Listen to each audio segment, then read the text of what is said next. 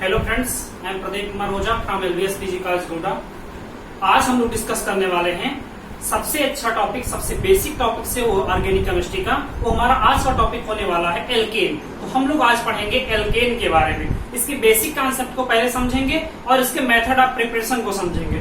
ठीक है, तो हम अगर एल्केन की बात करें तो एल्केन जो हमारा है इसको हम लोग पैराफिन्स भी बोलते हैं। एल्केन को हम लोग पैराफिन्स भी बोलते हैं, जो लैटिन के दो वर्ड्स पैरम प्लस एफिन्स से मिलकर बना हुआ है। तो पैरम एफिन्स का मतलब होता है लिटिल एफिनिटी।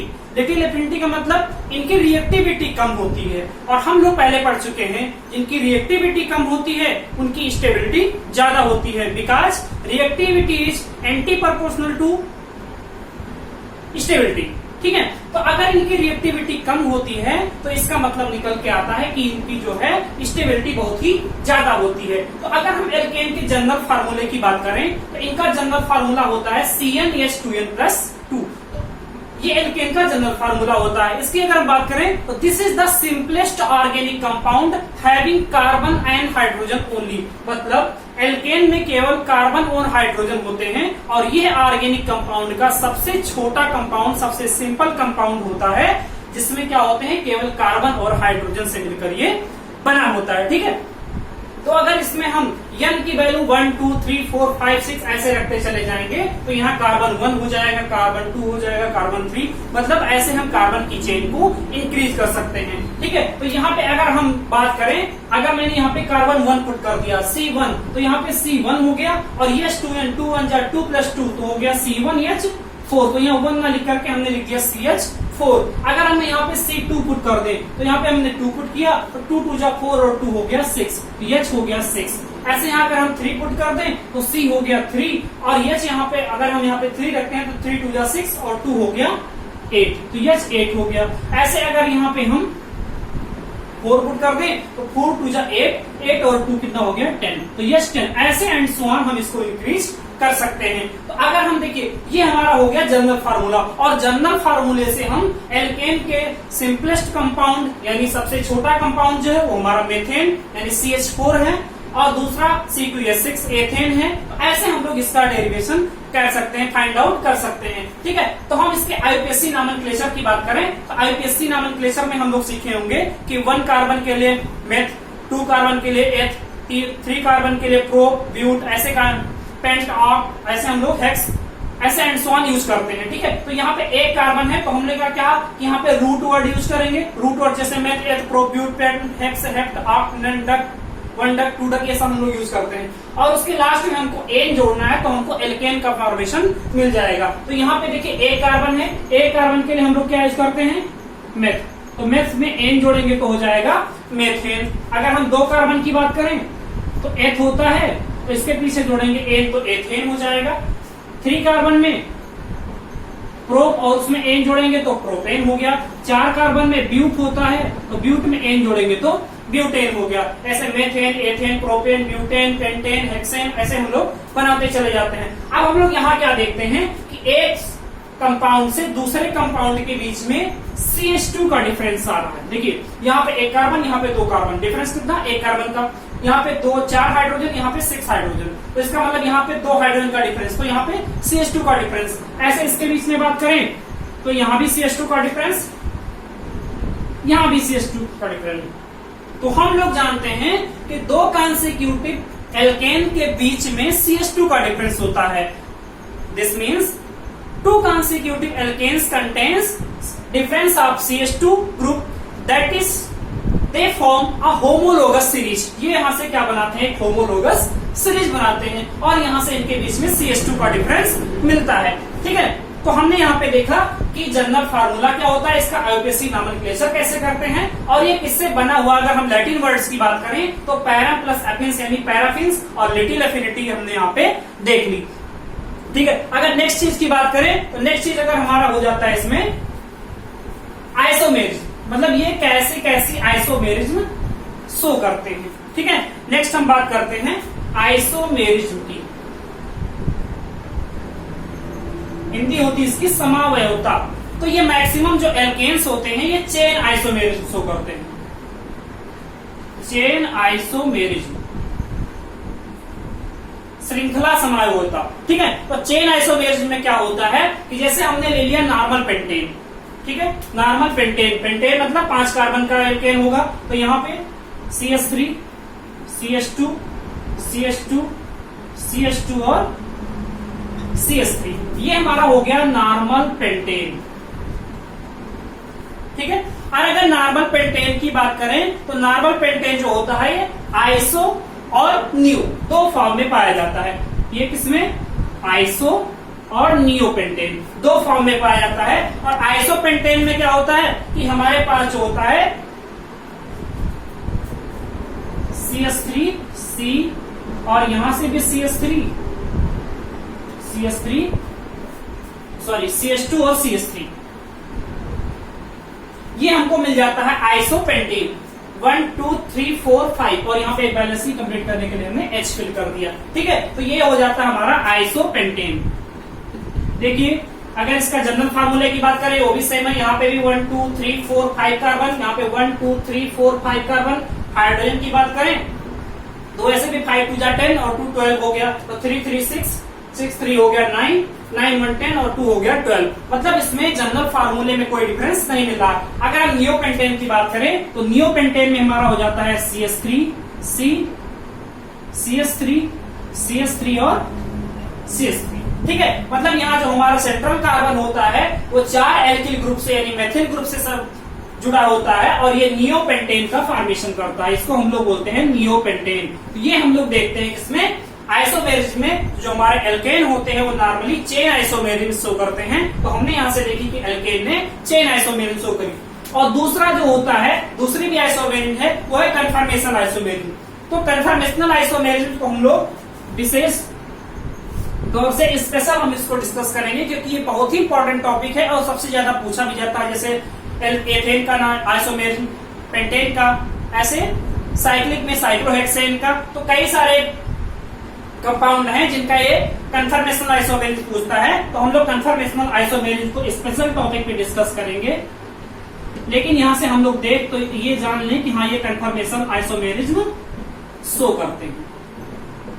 ठीक है, तो हमने यहां से इसकी मेथड अब जो हमारे हैं कन्फर्मेशन आइसोमेरिज्म को हमने देख लिया। अब हमारा नेक्स्ट जो इसमें होगा, नेक्स्ट हम लोग इसमें मेथड ऑफ प्रिपरेशन देखेंगे। किसके कौन कौन से मेथड है बनाने के, कि एल्केन को हम लोग नॉर्मली कैसे प्रिपेयर करते हैं। भाई इनको वीडियो पसंद आ रही हो वो लाइक भी करते चले, साथ ही साथ जो चैनल पे पहली बार विजिट कर रहे हैं प्लीज चैनल को सब्सक्राइब करें और बेल आइकन जरूर प्रेस करें जिससे आने वाले वीडियोस के नोटिफिकेशन आप तक पहुंचते रहे। ठीक है, तो हम लोग यहां से डिस्कस करेंगे मेथड्स ऑफ प्रिपरेशन। ठीक है, इसको हम लोग कैसे बनाते हैं, तो हम लोग इसमें फर्स्ट चीज डिस्कस करने वाले हैं। पहला जो हमारा मेथड है वो है hydrogenation, hydrogenation of alkene and alkynes. Alkene की बात करें तो जिसमें डबल बॉन्ड, कार्बन कार्बन के बीच में डबल बॉन्ड होता है उसको एल्कीन बोलते हैं, और जहां पे कार्बन कार्बन के बीच में ट्रिपल बॉन्ड होता है उसको हम लोग एल्काइन बोलते हैं। ठीक है, एल्केन के बाद हमारा टॉपिक एल्कीन और एल्काइन ही होगा। तो एल्कीन में डबल बॉन्ड और एल्काइन में ट्रिपल बॉन्ड कार्बन कार्बन के बीच में होते हैं। ठीक है, तो हम किसी एल्केन को अगर हम बात करें, जैसे मान लो हमने ले लिया RCH डबल बॉन्ड CH2, ये हमारा नॉर्मल क्या हो गया, एल्कीन हो गया।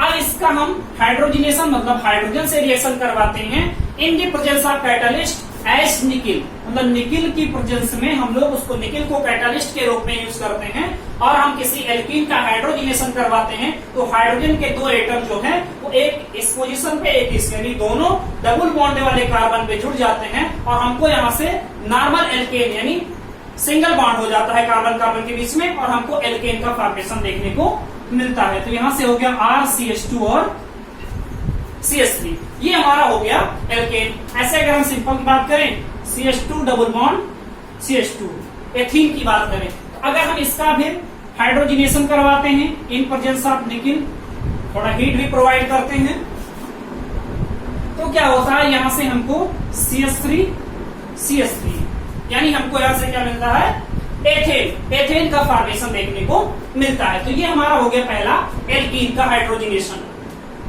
दूसरा अगर हम एल्काइन की बात करें ठीक है। तो एल्काइन में हमने यहां से मान लो ले लिया CH ट्रिपल बॉन्ड CH, ठीक है। अब यहाँ पे देखिए 2 डबल बॉन्ड को हमको यहां से हटाना, एक डबल बॉन्ड को हटाना था तो 2 हाइड्रोजन एटम यानी हाइड्रोजन का 1 मॉलिक्यूल हमने लिया, यहाँ पे हाइड्रोजन का 2 मॉलिक्यूल लेंगे तो हमको यहाँ पे क्या हो गया 2H2 ले लिया। Same condition nickel as a catalyst और हम लोग हीट प्रोवाइड करेंगे, 2 हाइड्रोजन एटम यहाँ, 2 हाइड्रोजन एटम यहाँ पे जुड़ जाएंगे, जिससे यहाँ पे हमको क्या मिल जाएगा CH3 सिंगल बॉन्ड CH3, यहाँ से हमको एथेन का फॉर्मेशन देखने को मिलता है, ठीक है। तो ये हमारा हो गया hydrogenation of alkene and alkyne.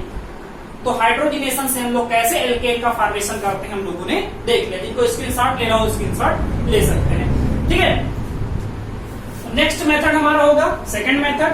तो सेकंड मेथड की बात करें तो सेकंड मेथड हमारा हो जाएगा फ्रॉम एल्किल हाइलाइट। दूसरा मेथड हमारा हो जाएगा फ्रॉम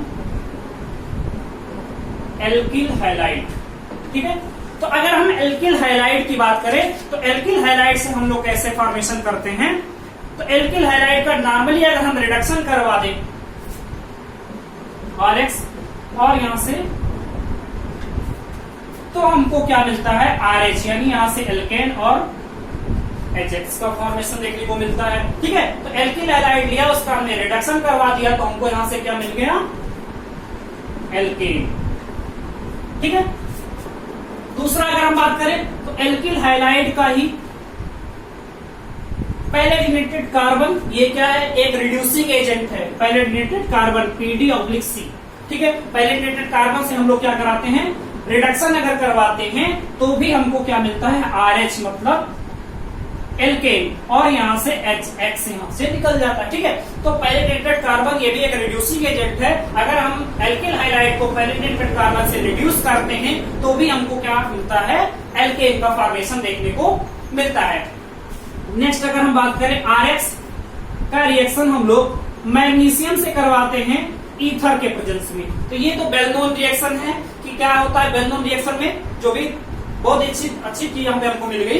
तो वेल नोन रिएक्शन क्या है कि ये RX का रिएक्शन यानी एल्किल हाइलाइट का रिएक्शन मैग्नीशियम से अगर हम ईथर के प्रेजेंस में करवाते हैं तो हमको ग्रिग्नार्ड रिएजेंट मिलता है, ठीक है। ग्रिग्नार्ड रिएजेंट बहुत ही इंपॉर्टेंट रिएजेंट है, सबको पता होगा, ठीक है। तो हमको मिल गया RMgX, ये हो गया ग्रिग्नार्ड रिएजेंट। अब ग्रिग्नार्ड रिएजेंट का हम लोग क्या करवाते हैं एसिडिक हाइड्रोलिसिस, ये भी एक अगर हम चाहते तो इसको थर्ड पॉइंट दे सकते थे फ्रॉम ग्रिग्नार्ड रीजन, ये हमारा क्या हो गया ग्रिग्नार्ड रीजन। तो ग्रिग्नार्ड रीजन का अगर हम एसिडिक हाइड्रोलिसिस करवाते हैं तो भी हमको क्या मिलता है यहाँ से RH एल्केन का फॉर्मेशन होता है, और प्लस यहाँ से क्या हो जाता है MgOH और X हो जाता है, ठीक है। तो एल्किल हाइलाइट का रिएक्शन हमने पहले मैग्नीशियम से करवाया ईथर के प्रेजेंस में, तो हमको मिला यहाँ से ग्रिग्नार्ड रीजन, और ग्रिग्नार्ड रीजन का हमने हाइड्रोलिसिस करवा दिया तो हमको मिल गया एल्केन। तो इसको हम अलग से अगर चाहे तो लिख सकते हैं नेक्स्ट पॉइंट में from hydrolysis of Grignard reason. तो ग्रिग्नार्ड रीजन से भी हमको क्या मिलता है एल्केन का फॉर्मेशन होता है, ठीक है। और अगर हम थर्ड पॉइंट की बात करें तो थर्ड पॉइंट हमारा हो जाएगा डीकार्बोक्सिलेशन।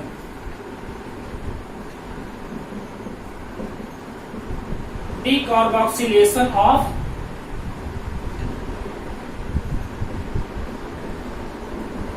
Carboxylic acid. अगर हम कार्बोक्सिलिक एसिड या कार्बोक्सिलिक एसिड के साल्ट का अगर हम डीकार्बोक्सिलेशन करवाते हैं तो हमको क्या मिलता है एल्केन का फॉर्मेशन देखने को मिलता है। मतलब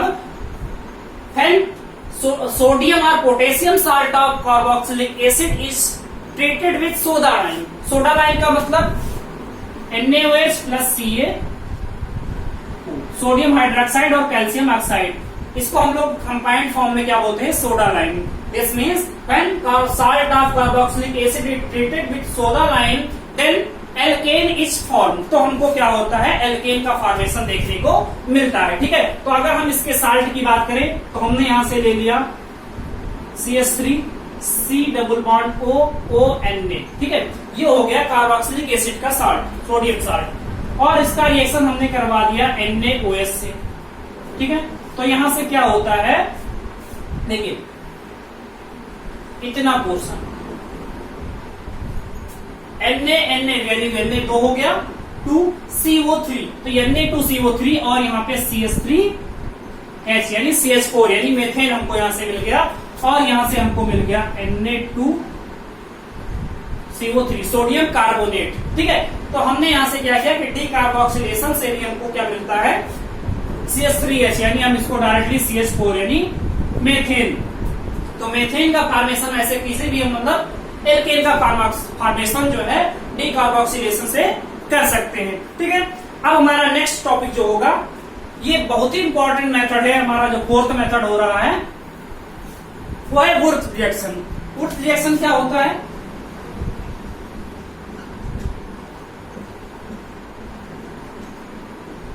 ये मोस्ट इंपॉर्टेंट होता है। ठीक है, अक्सर एग्जाम में पूछा जाता है कि व्हाट इज वुर्थ रिएक्शन। वुर्थ रिएक्शन क्या होता है कि व्हेन एल्किल हैलाइड, जब हम किसी एल्किल हैलाइड का रिएक्शन सोडियम से ड्राई ईथर मीडियम में करवाते हैं तो हमको एल्केन का फॉर्मेशन देखने को मिलता है। नॉर्मल वे में कहें, when alkyl halide is treated with sodium metal in dry ether medium then alkane is form. ठीक है, तो एल्केन का फॉर्मेशन होता है जब हम लोग एल्किल हैलाइड का रिएक्शन करवाते हैं। सपोज हमने यहां से ले लिया RX और यहां से हमने क्या कहा कि सोडियम, तो RX के हम लोग 2 मॉलिक्यूल लेते हैं, 2 एल्किल हैलाइड, और यहां से 2 हम लोग सोडियम लेते हैं। तो अगर हम यहां ना लिख करके इसको एक यहां से लिख देते हैं एल्किल हैलाइड।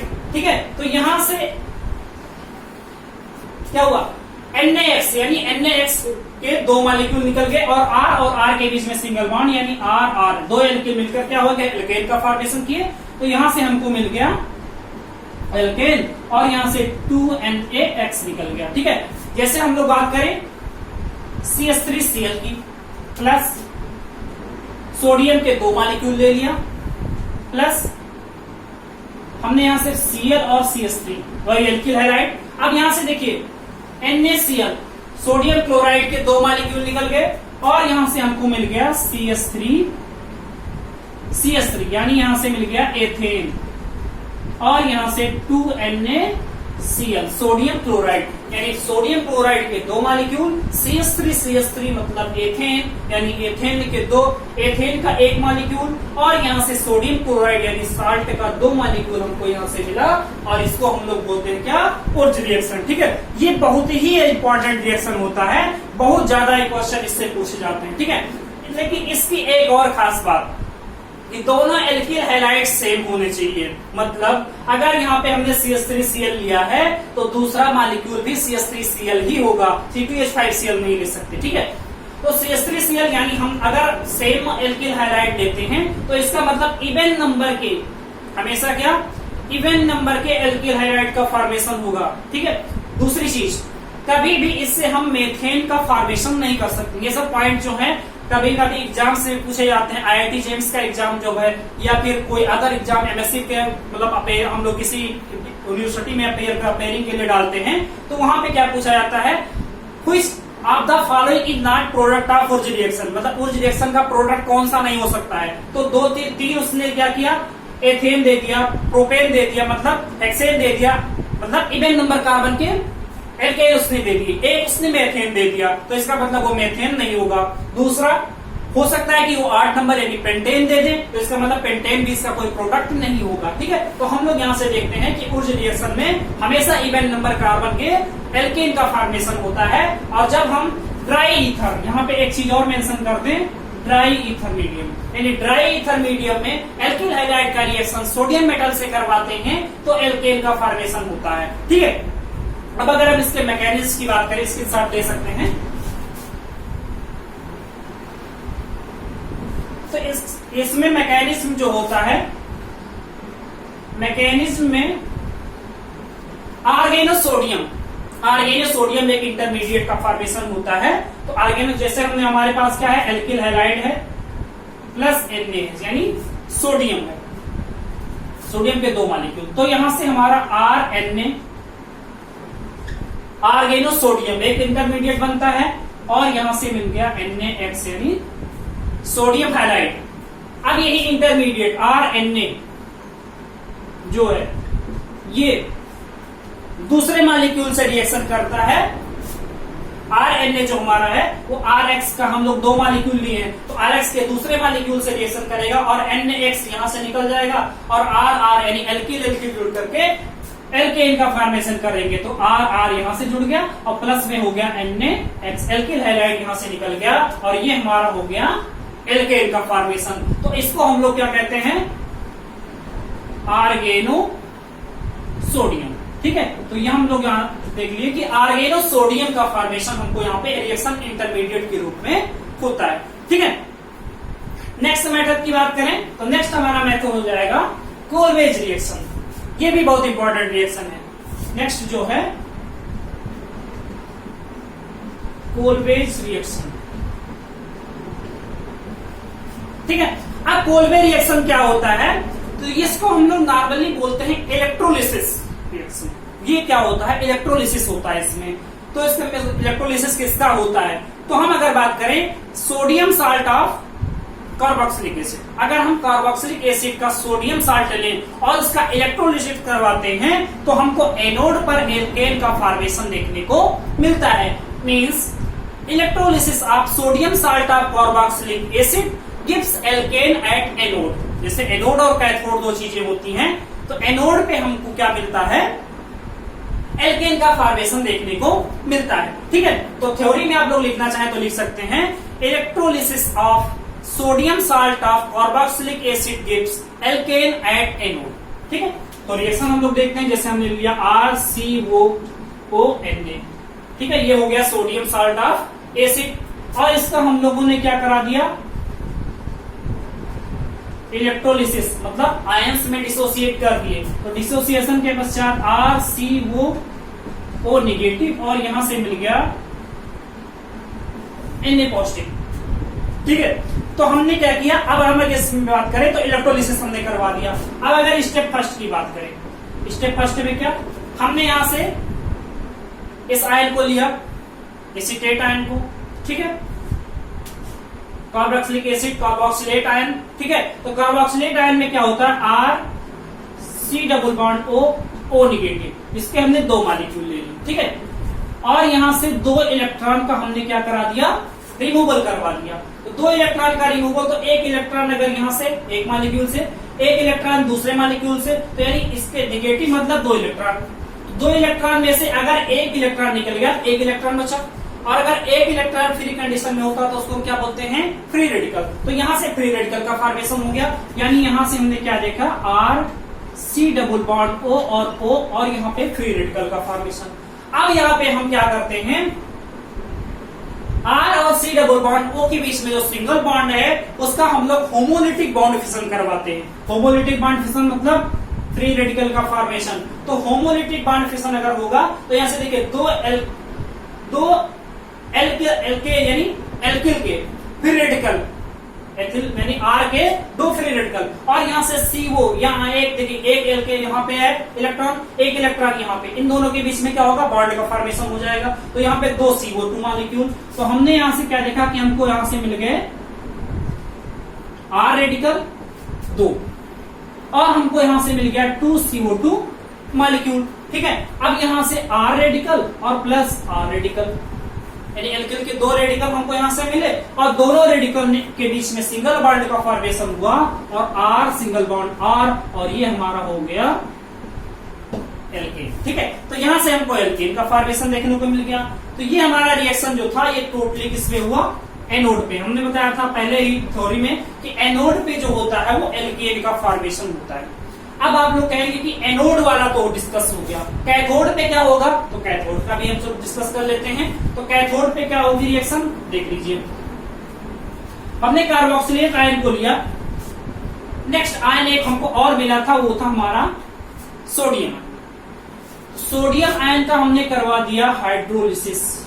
क्या करवा दिया, हाइड्रोलिसिस। सोडियम के 2 आयन ले लिए, वाटर के भी 2 मॉलिक्यूल ले लेते हैं।